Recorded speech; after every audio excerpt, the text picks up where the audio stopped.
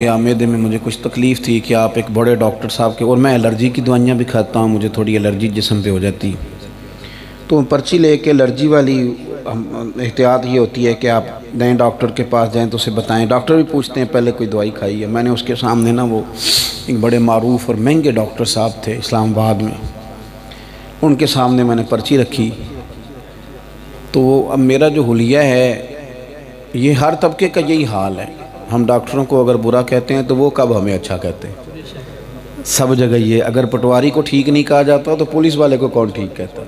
یہاں تو ہم نے ہر طبقے کو بدنام کر دیا، ہم نے کچھ نہیں چھوڑا، کسی کے لیے احساس نہیں۔ ان کے سامنے وہ پرچی رکھی میں نے، تو مجھے کہنے لگے آپ بیوقوف ہیں، یہ دوائیاں کھا کے تو بندہ مر جاتا ہے، زندہ کیسے ہیں آپ؟ اتنی دوائیاں کھاتے ہیں آپ؟ اب میں جو پچھلے ڈاکٹر سے دوائی لے رہا تھا وہ بھی بڑا پڑھا لکھا، اس کی بھی 6 ڈگریاں لکھی ہوئی، تو 2-3 منٹ تو میں نے ان کو درگزر کیا۔ میں نے کہا صاحب آپ چلیں دیکھ لیں جو آپ کم کرنا چاہتے۔ کہنے لگے نہیں آپ مولانا صاحب یہ آپ کیا کرتے رہے؟ تو پھر یہ کیٹ سیٹ تے پکھڑا کوار گندل اسی اور بھی بوٹیاں جاننے ہیں۔ تو میں نے پھر اس سے یہ کہا، میں نے کہا صاحب اس طرح کرو، آپ اپنے پیڈ پہ لکھو کہ اس ڈاکٹر نے جو کیا غلط کیا ہے، میں سویرے کوڑ جاتا ہوں ڈاکٹر کے خلاف، یہ درج کرو، نیچے مور لگاؤ آپ، تو صبح جاتے ہیں انشاءاللہ اس کا کچھ حل کر لیتے ہیں۔ پتہ نہیں کتنے بندے مار دیے، اس کی 30 سال تو اس کی سروس ہو گئی ہے۔ اب جو میں نے یہ کہا تو وہ چپ کر گیا، کہنے لگا نہیں یہ گولی چھوڑ دے۔ میں نے کہا نہیں، میں پہلے بات چھوڑ رہا تھا، آپ نہیں چھوڑ رہے تھے، اب میں نہیں چھوڑوں گا۔ آپ یہاں لکھیں پیڈ پہ کہ بہت غلط آدمی ہے، لوگوں کو مار رہا ہے، نیچے اپنی مور لگائیں، اور جہاں پریکٹس کرتے ہیں اس ادارے کا نام لکھیں، اور میں جا کے کورٹ میں یہ اپلیکیشن جمع کراتا ہوں کہ بندہ مار رہا ہے لوگوں کو۔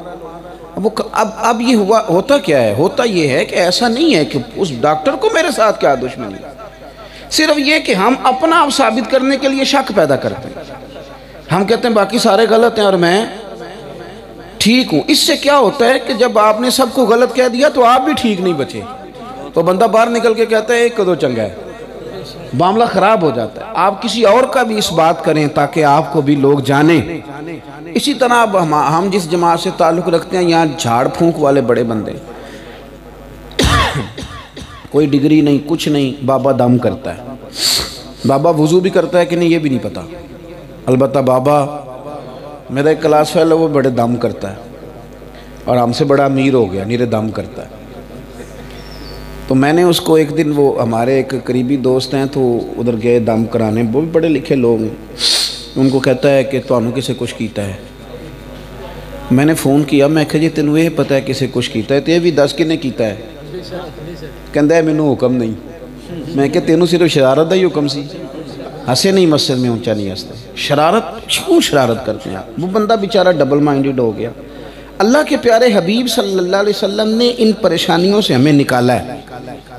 حضور نے ہمیں بتایا ہے کہ تمہاری ہر طاقت کا سرچشمہ تمہارے رب کی ذات ہے، اور حضور نے ستھرا نکھرا سونا دین، کوئی کسی قسم کی ٹینشن کی ضرورت نہیں۔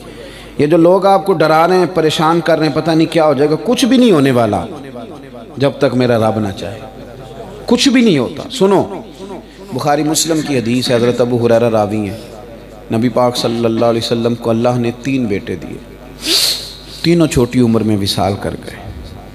سب سے چھوٹے جناب ابراہیم علیہ السلام کا وصال حضور کی مقدس گود میں ہوا، سرکار نے بڑے آنسو بہائے، داڑھی مبارک آنسوؤں سے بھر گئی۔ حضرت انس کہتے ہیں میں نے عرض کی حضور آپ بھی روتے ہیں؟ فرمایا انس میرا بیٹا گیا یار، تو میرے آنسو نکل آئے ہیں، ورنہ میری زبان پہ وہی ہے جس سے میرا رب راضی ہوتا ہے۔ حضور کے صاحبزادے کا وصال ہو گیا، اسی دن سورج کو گرہن بھی لگ گیا، یہ بخاری مسلم۔ کچھ لوگوں نے یہ کہنا شروع کر دیا کہ آج چونکہ حضور کے صاحبزادے کا وصال ہوا ہے تو دیکھو سورج کو بھی گرہن ہو گیا۔ قوم کے نظریات بگڑیں تو پیغمبر کی یہ شان ہے کہ فوراً ان کی رہنمائی کریں۔ حضور غم زدہ ہیں، سرکار پریشان ہیں، آج بیٹے کا وصال ہوا، تکلیف میں۔ جمعہ آتا جمعے کو بات کر دیتے ٹھیک تھا، لیکن یہ ذمہ داری ہے، حضور داعیہ اللہ ہیں، یہ حضور کے ذمہ کرم پر ہے کہ لوگوں کے عقیدے کو مضبوط رکھا جائے۔